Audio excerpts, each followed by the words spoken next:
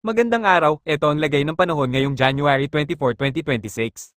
Sa umaga, asahan ng medyo maaraw hanggang bahagyang maulap na panahon, presko pa ang simoy ng hangin dahil sa epekto ng amihan, kaya okay ang panahon para sa mga lakad at gawain sa labas.